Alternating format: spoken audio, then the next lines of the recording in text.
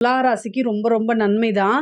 ஏன் அப்படின்னா, உங்களுடைய ராசி அமைப்புப்படி அதாவது உங்களுக்கு 2 குடையவரு செவ்வாய் 2, 7க்கு அதிபதி யாருன்னா செவ்வாய். உங்க ராசிக்கு. அவரு உங்க ராசியிலே இருக்காரு. ஸோ, அதனால வருமானம் அப்படிங்கிறது உங்களுக்கு இந்த மாசம் வந்து நிரந்தர வருமானம் வரும்.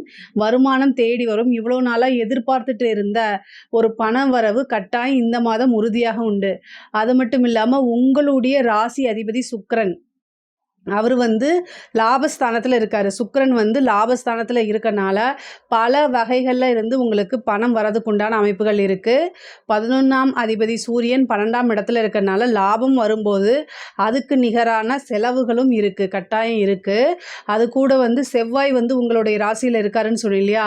செவ்வாய் இருக்கும்போது அதுக்கு குருவோடைய பார்வை இருக்கனால, இந்த மாதம் வந்து உங்களுக்கு குரு மங்கள யோகம் இருக்கு. அதனால வந்து ஒரு பிஸ்னஸ்க்காக ஒரு தொழில் ரீதியாவோ அல்லது வந்து உங்களுடைய பர்சனல் இதாகவோ ஏதாவது ஒரு இடமோ அல்லது வீடோ நிறைய பேத்துக்கு அமையறதுக்கு வாய்ப்புகள் இருக்கு.